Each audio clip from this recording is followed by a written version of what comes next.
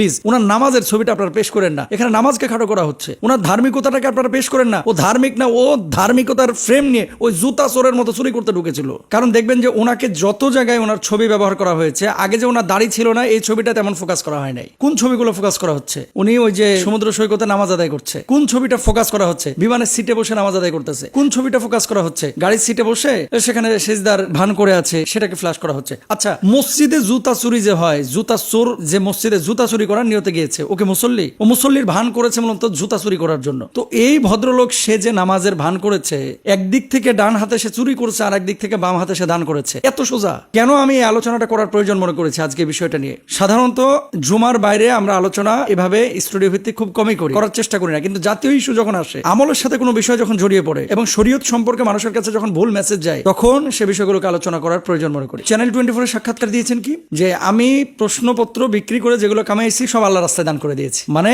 আপনি সুদের টাকা নিয়ে এসে আল্লাহর রাস্তায় দান করে দিচ্ছেন, ঘুষের টাকা নিয়ে এসে আল্লাহর রাস্তায় দান করেছেন, আল্লাহকে মাফ করে দিবে? এত সোজা না মুরব্বী, এত সোজা না ইসলাম। কুরআনুল কারীম আল্লাহ সুবহানাহু ওয়া তাআলা কি বলছেন খেয়াল করেন। আল্লাহ সুবহানাহু ওয়া তাআলা সূরা বাকারার 168 নম্বর আয়াতের মধ্যে বলছেন, ইয়া আইয়ুহান নাস কুলু মিম্মা ফিল আরদি হালালান তাইয়্যিবা ওয়া লা তাত্তাবিউ খুতুওয়াতিশ শায়াতিন ইন্নাহু লাকুম আদুউম মুবিন। আল্লাহ সুবহানাহু ওয়া তাআলা স্পষ্ট করে বললেন, পৃথিবীতে হালাল এবং পবিত্র বস্তু তোমরা ভক্ষণ করো, শয়তানের পদঙ্ক অনুসরণ করো না। তার মানে খাইতে হবে আপনাকে হালাল। 2 নম্বর আসেন, ফাকুলু মিম্মা রাযাকাকুমুল্লাহু হালালান তাইয়্যিবা ওয়াশকুরু নি'মাতাল্লাহি ইন কুনতুম ইয়্যাহু তা'বুদুন। এটা সূরা নাহলের 114 নম্বর আয়াত। আল্লাহ তাআলা কি বলছেন? তোমাদেরকে হালাল ও পবিত্র যা দিয়েছেন তা হতে আহার করো এবং আল্লাহর নিয়ামতের জন্য কৃতজ্ঞতা স্বীকার করো। আচ্ছা, উনি ঘুষ নিয়েছেন, উনি প্রশ্নপত্র ফাঁস করেছেন, কয়টা অপরাধ করেছেন দেখেন। আরে এক আবেদ আলী সেনা ধরা খেয়েছে, এরকম প্রত্যেকটা মসজিদে 2-1 কেউ চিকন কেউ মোটা আবেদ আলী পাবেন আপনারা, যেগুলো ধরা পড়ে না, ধরা ছোঁয়ার বাইরে। মসজিদে এরকম একটা টেন্ডেন্সি আমাদের বাংলাদেশের মানুষের আছে। এজন্য নবীজি বলেছেন যে কিয়ামতের আগে মসজিদে মুসল্লি বাড়বে কিন্তু প্রকৃত ইমানদারের সংখ্যা কমে যাবে। আজকের জামানায় অনেক মানুষ আছে হারাম খায়,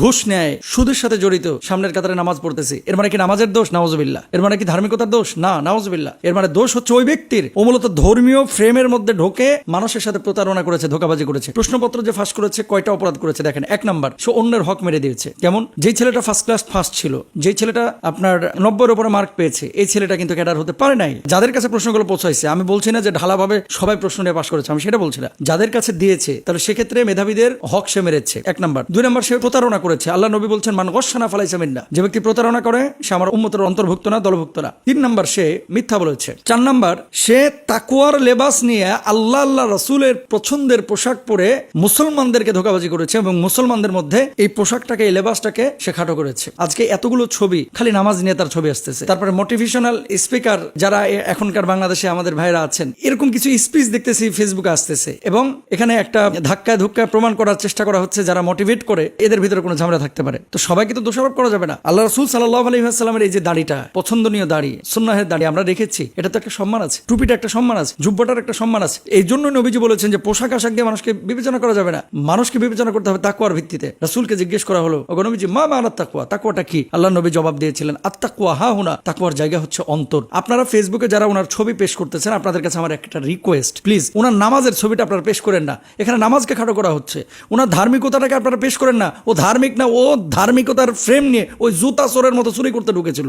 নামাজকে, সুন্নাহের পোশাককে খাটো করার কোনো সুযোগ নেই। আপনি দেখেন ফেসবুকে ওনার দাড়ি ছাটা আগেকার ছবি, যখন চাকরিতে জয়েন করছিল কয়টা ছড়াইছে। আজকের আলোচনাটার মূল পয়েন্ট সেটা হচ্ছে, আপনি যদি হারাম খান, এই হারামের দান আপনার কবুল হবে না। আপনি বলবেন কোথায়, প্রমাণ কোথায়? দেখেন রাসূল আকরাম সাল্লাল্লাহু আলাইহি ওয়াসাল্লামের হাদিস। সেই হাদিসটার আগে রাসূল আকরাম সাল্লাল্লাহু আলাইহি ওয়াসাল্লামের আরো একটি হাদিস আমি আপনাদের সামনে পেশ করছি। আল্লাহ নবী বলছেন, ইয়াতি আলান নাসি জামানুন লা ইউবালিল মারউ মা আখাযা মিনহু আমিনাল হালালি আম মিনাল হারাম। কিয়ামতের আগে, মানে এই যে পরবর্তী সময়গুলোতে এমন একটা সময় আসবে যে সময়টায় মানুষ উপার্জন করবে, কিন্তু সে হালাল পথে উপার্জন করলো নাকি হারাম পথে উপার্জন করলো এগুলো বাক বিচার করবে না। মানে মাল পাইছে, খালি টাকা কামাও, ডান হাতে বাম হাতে কোথা থেকে আসলো, এটা চুরি করা টাকা না সুদের টাকা না ঘুষের টাকা না প্রশ্ন বেচা টাকা, খেয়াল করবে না। আর এদের পরিবার পরিজনও দুমড়ায় মুচড়ায় খাবে। আর বউ তো জিজ্ঞেস করতে পারে যে আপনি টাকাগুলো, এতগুলো টাকা পান কই আপনি? এই যে চোরদের বউ যারা আছে, এই বউরা কিন্তু চেষ্টা করলে পারে যে স্বামীর এই বিষয়গুলো ফ্লাশ করতে। কেন?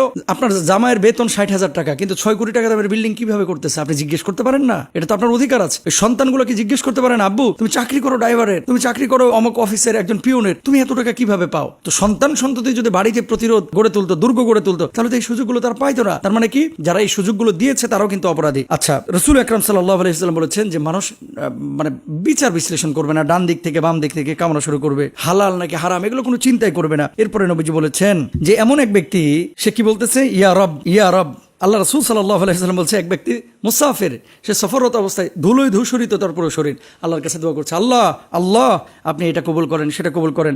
আল্লাহ নবী এরপর বলছেন, ওমাত্তামুহু হারামুন ওমাশরাবুহু হারামুন ওমালবাসুহু হারামুন ওগুজিয়া বিল হারাম।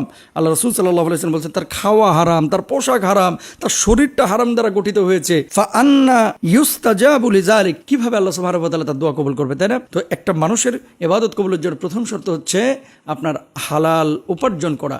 কত টাকার প্রয়োজন আপনার বলেন তো? অবাক হতে হয়। 6,000 কোটি টাকা কেউ কামাইতেছে, 500 কোটি টাকা কেউ কামাচ্ছে, 200 কোটি টাকা। এই ভাই, আপনার এত টাকা কি প্রয়োজন? কাফনের পকেট আছে ভাই? পকেট তো নাই, আপনি তো যাবেন খালি হাতেই। আপনি কবরে খাবেন বাঁশ, আর আপনার পোলাপান এখানে খাবে রোস্ট। লাভটা কী হইলো? কোনো লাভ নাই। সুতরাং হালাল এবং হারাম বিবেচনা করতে হবে। আবেদ আলী কী করলো, অমুক চোর কী করলো, তমুক ড্রাইভার কী করলো, ও দেখার টাইম নাই। আর আমরা চেষ্টা করবো ইনশাআল্লাহ তাআলা ইসলামী যে লেবাসগুলোর পরে মানুষ অপরাধ করে, অপরাধটাকে ঘৃণা করবেন। ওর ধার্মিকতাটাকে আপনারা মানে সে যে এই যে ধার্মিকতার ফ্রেমটাকে ব্যবহার করেছে, এটার কিন্তু কোনো দোষ নাই, এটা আমার নবীর পোশাক। আল্লাহ তাআলা আমাদেরকে বোঝার তৌফিক দান করুন।